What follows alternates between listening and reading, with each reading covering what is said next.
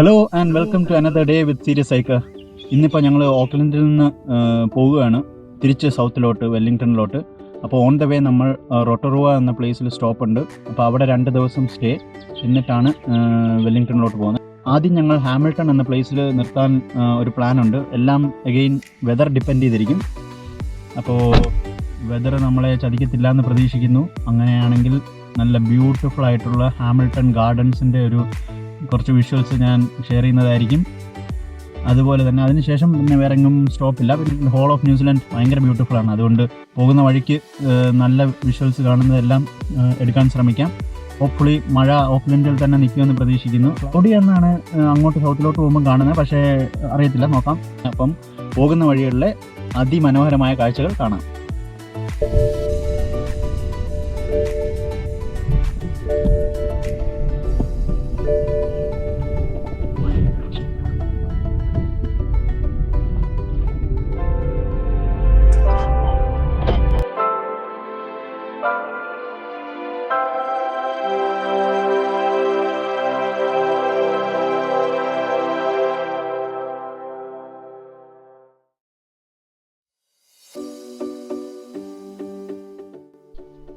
ഓക്ലൻഡിൽ നിന്ന് ഞങ്ങളിപ്പോൾ ആദ്യം പോകുന്ന ഹാമിൽട്ടൺ ഗാർഡൻസിലേക്ക് എത്താൻ 130 കിലോമീറ്റർ സഞ്ചരിക്കേണ്ടതായിട്ടുണ്ട്.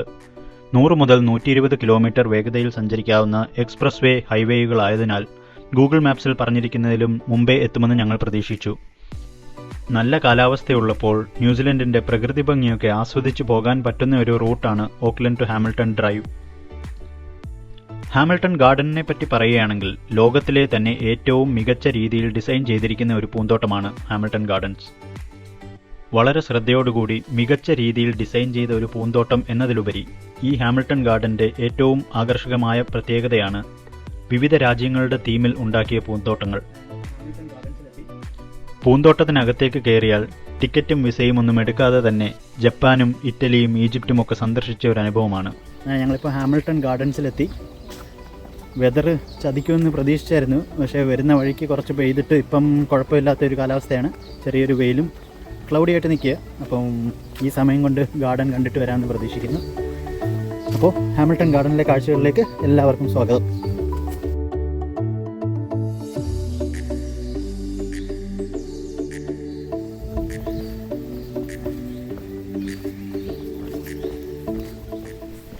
ഈ കാണുന്നതാണ് വൈക്കാട്ടോ റിവർ. ന്യൂസിലൻഡിലെ ഏറ്റവും നീളം കൂടിയ നദിയാണ് ഈ വൈക്കാട്ടോ നദി. ഇതിന്റെ തീരത്താണ് ഹാമിൽട്ടൺ ഗാർഡൻ സ്ഥിതി ചെയ്യുന്നത്.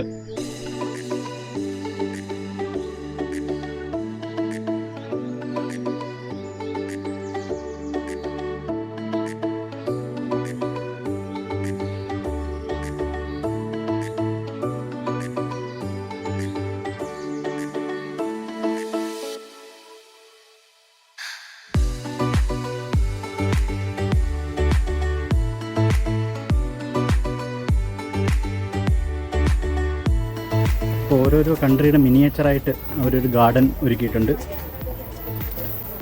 ഓരോ രാജ്യത്തിൻ്റെ ആയിട്ട് കണ്ടു തുടങ്ങാം.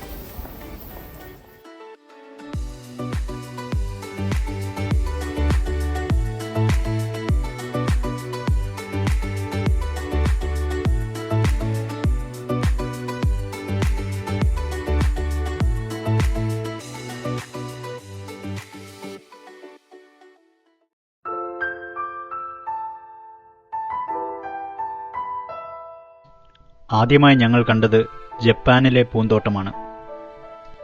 ഈ പൂന്തോട്ടത്തിൽ കയറിയപ്പോൾ എനിക്ക് നമ്മുടെ നാട്ടിലെ പല ഗ്രാമങ്ങളിലെയും ഭംഗിയുമായി സാദൃശ്യം തോന്നി.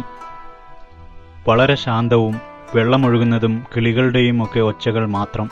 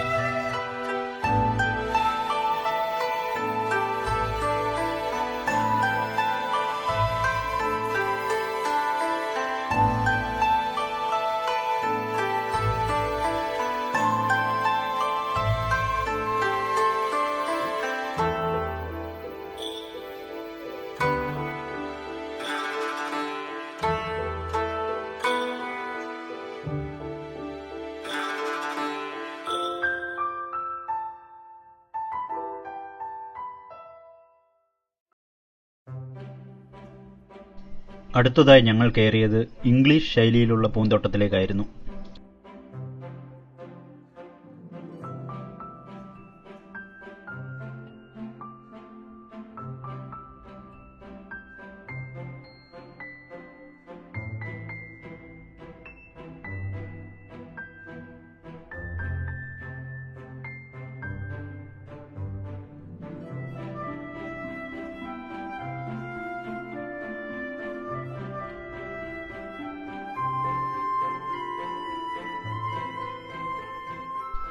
വിരിഞ്ഞു നിൽക്കുന്ന പൂക്കളുടെ ഭംഗിയാണ് ഈ ഗാർഡനിലെ എനിക്ക് തോന്നിയ പ്രത്യേകത. ഇതിനു മുൻപ് കയറിയ ജാപ്പനീസ് ഗാർഡൻ തന്നെ ഈ ഇംഗ്ലീഷ് ഗാർഡനെ ഭംഗിയുടെ കാര്യത്തിൽ തോൽപ്പിച്ച് മുൻപന്തിയിൽ നിൽക്കുന്നു.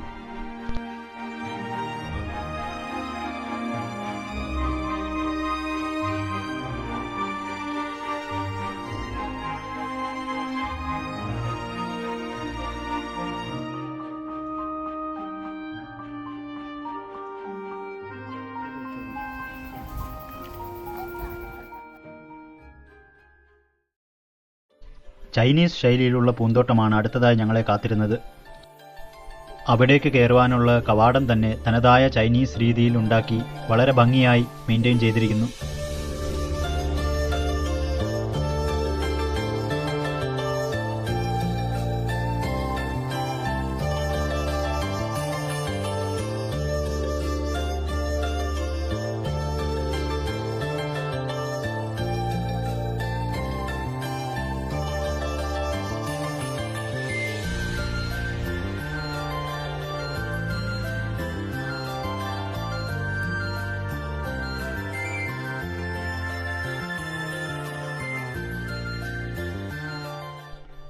ഈ പൂന്തോട്ടം പരമ്പരാഗതമായ ചൈനീസ് കഥപറച്ചിലിൻ്റെയും ഫാൻറ്റസിയുടെയും ആശ്ചര്യത്തിൻ്റെയും സമ്പന്നമായ ലോകത്തെ പ്രതിനിധീകരിക്കുന്നു.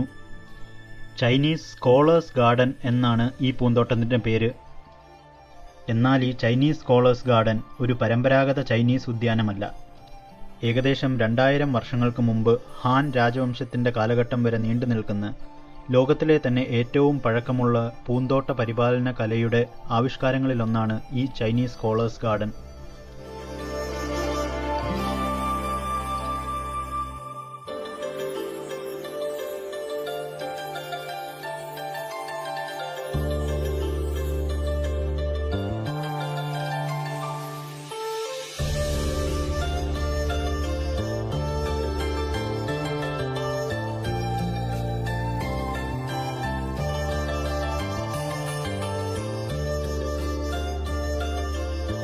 ചൈന അടിപൊളിയായിട്ടുണ്ട്.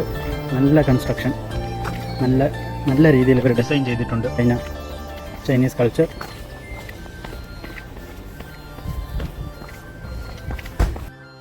തത്വചിന്തയായ കൺഫ്യൂഷനിസത്തിൻ്റെയും ഫാൻറ്റസികളുടെയും ഒക്കെ കഥ പറഞ്ഞ് ഈ പൂന്തോട്ടത്തോട് വിട പറഞ്ഞുകൊണ്ട് ഞങ്ങൾ അവിടെ നിന്നിറങ്ങി.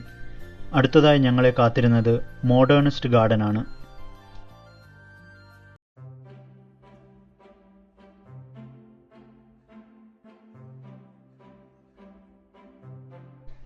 ഈ മോഡേണിസ്റ്റ് ഗാർഡൻ അഥവാ പാശ്ചാത്യ ഉദ്യാനം 20ാം നൂറ്റാണ്ടിലെ ഒരു പ്രതിഭാസമായി അംഗീകരിക്കപ്പെട്ടിരിക്കുന്നു. ഈ ആധുനിക പൂന്തോട്ടത്തിൻ്റെ രൂപകൽപ്പനയിൽ പ്രധാനമായും swimming pool, barbecue, outdoor eating area തുടങ്ങിയ ഘടകങ്ങളാൽ ആധിപത്യം പുലർത്തുന്നു. അതുകൊണ്ട് തന്നെ മറ്റു പൂന്തോട്ടങ്ങളെ അപേക്ഷിച്ച് സാധാരണയായി ഈ പൂന്തോട്ടത്തിന് അലങ്കാരങ്ങൾ കുറവാണ്. അതിനുശേഷം ഞങ്ങൾ എത്തിയത് നമ്മുടെ സ്വന്തം ഇന്ത്യയുടെ ഗാർഡനാണ്. ചാർബാഗ് അല്ലെങ്കിൽ അടഞ്ഞ 4 ഭാഗങ്ങളുള്ള ഒരു പൂന്തോട്ടമാണ് ഇവിടെ ഇവർ നിർമ്മിച്ചിരിക്കുന്നത്. 13ാം നൂറ്റാണ്ടിൽ പേർഷ്യയിൽ നിന്ന് വടക്കേ ഇന്ത്യയിലേക്ക് എത്തിയ മുഗൾ ചക്രവർത്തിമാർ കൊണ്ടുവന്ന ഒരു പേർഷ്യൻ ഡിസൈൻ ഗാർഡനാണ് ഈ ചാർബാഗ് ഗാർഡൻ. ഈ ഉദ്യാനത്തിലേക്ക് കയറിയപ്പോൾ താജ്മഹലിനോട് വളരെ സാമ്യമുള്ളതായി എനിക്ക് തോന്നി. ആഗ്രയ്ക്കടുത്തുള്ള ലാൽ മഹൽ എന്ന കൊട്ടാരമാണ് ഈ പൂന്തോട്ടം നിർമ്മിക്കുവാനായുള്ള പ്രചോദനം എന്ന് അറിയാൻ കഴിഞ്ഞു. ഇന്ത്യ അടിപൊളിയായിട്ട് അവർ കൺസ്ട്രക്ട് ചെയ്തിട്ടുണ്ട്. നല്ല ഗാർഡനും നല്ല ഒരു മുഗൾ കൊട്ടാരത്തിൻ്റെ ഒരു ശൈലിയിലാണ് ഉണ്ടാക്കിയിരിക്കുന്നത്.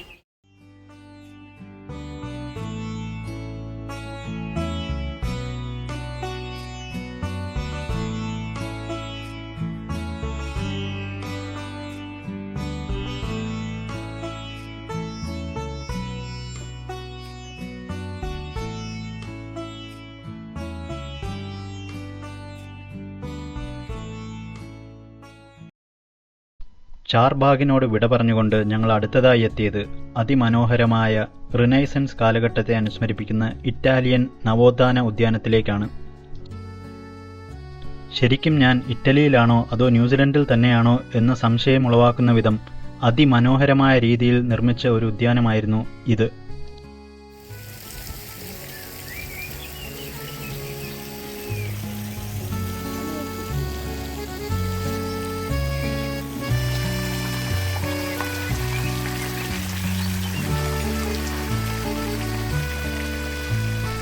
വളരെ ഭംഗിയുള്ള വാട്ടർ ഫൗണ്ടനുകളുടെയും ഓറഞ്ച് മരങ്ങളുടെയും ഒക്കെ ഇടയിലൂടെ നടക്കുമ്പോൾ ഈ ഉദ്യാനം നമ്മളോട് റോം എന്ന നഗരം എങ്ങനെ ഉണ്ടായി എന്ന് കഥ പറയുന്നു. റോമൻ പുരാണത്തിൽ റോമുലസും റെമസും എന്ന ഇരട്ട സഹോദരന്മാരാണ് BC 753 റോം സ്ഥാപിച്ചത്. യുദ്ധദേവനായ ചൊവ്വയ്ക്ക് മനുഷ്യ സ്ത്രീയിൽ ജനിച്ച മക്കളാണ് റോമുലസും റെമസും. അവരുടെ ജനനശേഷം രാജാവ് അവരെ കൊല്ലാൻ ഉത്തരവിട്ടു. അങ്ങനെ ഇവരെ ഒരു കൊട്ടയിലാക്കി ടൈബർ നദിയിലേക്ക് ഒഴുക്കിവിട്ടു. പ്ലാറ്റനിലേക്ക് ഒഴുകിയെത്തിയ ഇവരെ രക്ഷപ്പെടുത്തി ഒരു ചെന്നായ മുല കൊടുക്കുകയും ഒരു ഇടയൻ ഇവരെ വളർത്തുകയും ചെയ്തു. ഈ സംഭവങ്ങളൊക്കെ അനുസ്മരിപ്പിച്ചുകൊണ്ടുള്ള ശില്പങ്ങൾ സ്ഥാപിച്ചാണ് ഈ ഉദ്യാനം ഇവർ മനോഹരമാക്കിയിരിക്കുന്നത്.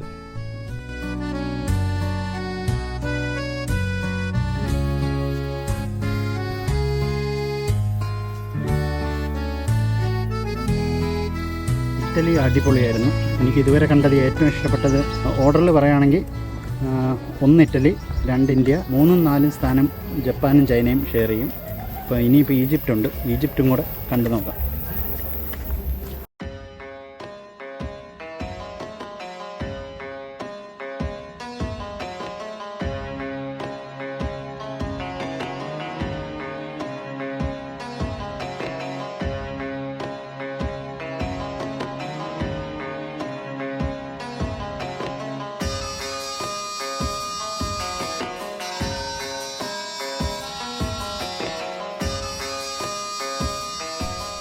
അങ്ങനെ ഫറവോമാരുടെയും പിരമിഡുകളുടെയും ഒക്കെ ലോകമായ 4000 വർഷങ്ങൾക്ക് മുമ്പുള്ള പുരാതന ഈജിപ്തിന്റെ ലോകത്തിലേക്ക് ഞാൻ പ്രവേശിച്ചു. പൂന്തോട്ടം എന്നതിലുപരി ഒരു പുരാതന ക്ഷേത്രത്തിന്റെ അനുഭവമാണ് എനിക്കുണ്ടായത്. ഈ പൂന്തോട്ടത്തിന്റെ 4 വശത്തും വലിയ മതിലുകളാൽ ചുറ്റപ്പെട്ടിരിക്കുന്നു. കൂടാതെ ക്ഷേത്രത്തിന്റെ ചുറ്റുമതിലുകളിൽ പുരാതന ഹൈറോഗ്ലിഫിക് ശൈലിയിൽ വളരെ ഭംഗിയായി കൊത്തുപണി ചെയ്തിരിക്കുന്നതും നമുക്ക് കാണാം.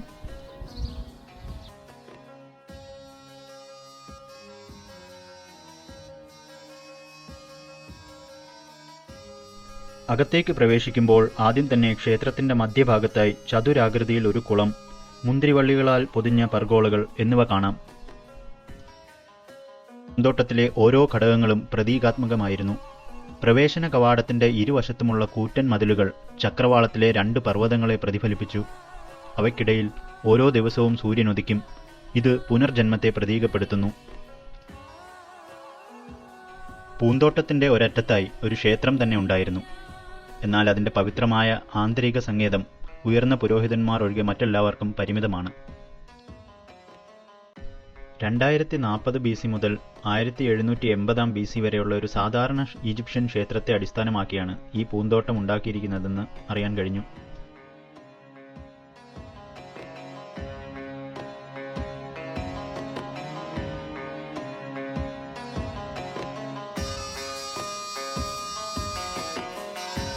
വിചാരിച്ച പോലെ തന്നെ ഈജിപ്റ്റാണ് ദി ബെസ്റ്റ്, എനിക്കിഷ്ടപ്പെട്ടത്.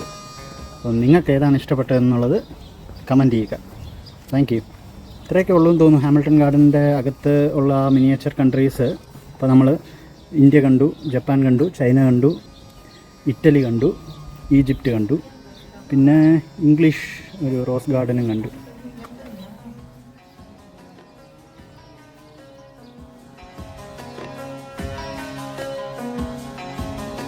മനോഹരമായിട്ട് നല്ല എഫേർട്ട് എടുത്തിട്ടാണ് അവരിത് മെയിൻറ്റെയിൻ ചെയ്യുന്നത്.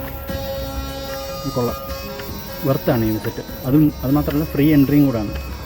ശരിക്കും ടിക്കറ്റ് വെച്ചാണ് ചെയ്തിരുന്നത് അവർക്ക് നല്ല ഇൻകം കിട്ടിയേനെ, നല്ലൊരു പ്രോഫിറ്റബിൾ ആയിട്ടുള്ളൊരു ബിസിനസ് ആയേനെ ടൂറിസത്തിന്. പക്ഷേ ഇതിപ്പോൾ അവർ ഫ്രീ എൻട്രിയും കൂടെയാണ്. അതെന്തായാലും നമുക്ക് നല്ല ബെനിഫിറ്റാണ്. അതെന്തായാലും അപ്രീഷിയേറ്റ് ചെയ്യേണ്ട ഒരു കാര്യം. ഇത്രയും എഫേർട്ട് എടുത്ത് അവർ ഒരു ഗാർഡൻ ഉണ്ടാക്കി അത് പബ്ലിക്കിന് ഫ്രീ ആയിട്ട് ഓപ്പൺ ചെയ്ത് കൊടുക്കുന്നത് വളരെ നല്ല കാര്യമാണ്. അതുമാത്രമല്ല മറ്റൊരു കാര്യം പറയാനുള്ളതെന്ന് പറഞ്ഞു കഴിഞ്ഞാൽ നമ്മുടെ നാട്ടിലെ പോലെ ടൂറിസ്റ്റിന് ഒരു റേറ്റ്, ഇവിടുത്തുകാർക്ക് സിറ്റിസൺസിന് വേറൊരു റേറ്റ്, അങ്ങനെയൊന്നുമില്ല. എല്ലാവർക്കും ഒരേ ഈക്വാളിറ്റിയാണ്. അങ്ങനെ ഫീസ് ചേഞ്ച് ഒന്നുമില്ല. അത് എല്ലാം ഫ്രീ എൻട്രി ആണ്. ഫ്രീ എൻട്രി ഉള്ളിടത്ത് ഫ്രീ എൻട്രി, ടിക്കറ്റ് എടുക്കേണ്ടടുത്ത് എല്ലാവർക്കും ഒരേ റേറ്റ് തന്നെയാണ്. അങ്ങനെ വേർതിരിവൊന്നുമില്ല. അത് വളരെ നല്ലൊരു കാര്യമാണ്. അങ്ങനെ ഈ ഹാമിൽട്ടൺ ഗാർഡനിലെ കാഴ്ചകളൊക്കെ കണ്ടു കഴിഞ്ഞു എന്ന് വിശ്വസിച്ച് എക്സിറ്റിലേക്ക് പോകാനൊരുങ്ങിയപ്പോഴാണ് വഴിതെറ്റി മറ്റു ചില പൂന്തോട്ടങ്ങളുള്ള ഒരു ഭാഗത്തേക്ക് ഞാൻ എത്തിയത്.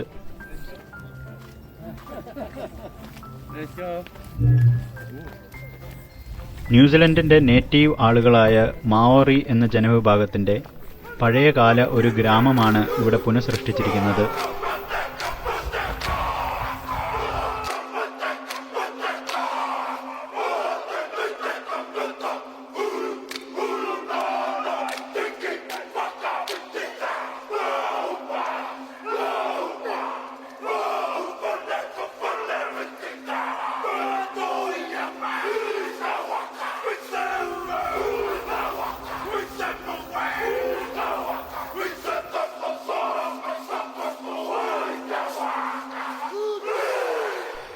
ട്യൂഡോർ ഗാർഡൻ എന്ന് വിളിക്കപ്പെടുന്ന 16-ാം നൂറ്റാണ്ടിലെ റിനൈസൻസ് കാലഘട്ടത്തിലുള്ള ഒരു ഇംഗ്ലീഷ് ശൈലിയിലുള്ള ഒരു പൂന്തോട്ടത്തിലേക്കാണ് അടുത്തതായി ഞാൻ എത്തിയത്.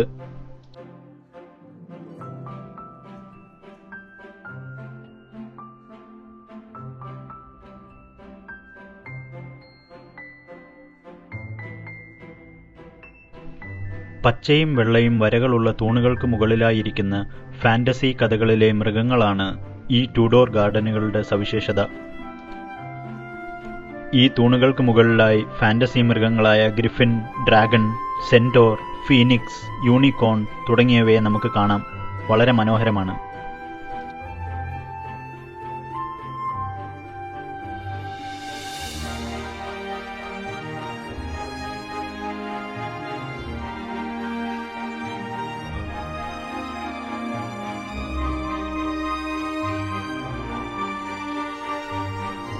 ഇത്തരം മിത്തിക്കൽ മൃഗങ്ങളാൽ അലങ്കരിക്കപ്പെട്ട ഈ ട്യൂഡോർ ഗാർഡൻ ഇവിടുത്തെ ഫാന്റസി കഥകളുടെ ഒരു തുടക്കമായിരുന്നു. നിഗൂഢമായ സ്വപ്നങ്ങൾക്ക് ജീവൻ വെച്ച അപരിചിതമായ ഒരു ലോകത്തേക്കാണ് അടുത്തതായി ഞാൻ പ്രവേശിച്ചത്. Surrealistic garden.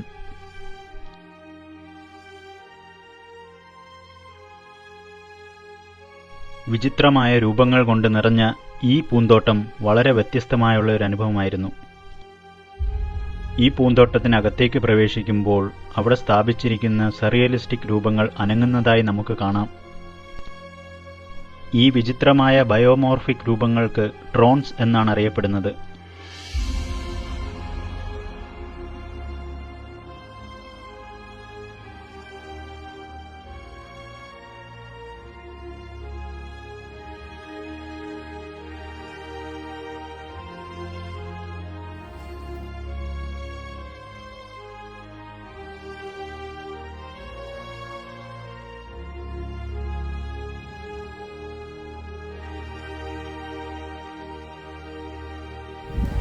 സർറിയലിസ്റ്റിക് ഗാർഡൻ ഇതും അടിപൊളിയായിരുന്നു.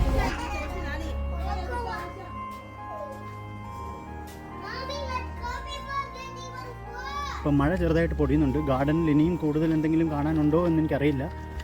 മഴ ചാർന്നുകൊണ്ട് ഞാനങ്ങ് കയറുക. ഞാനങ്ങ് കാർ പാർക്കിലേക്ക് പോവുകയാണ്. A few moments later.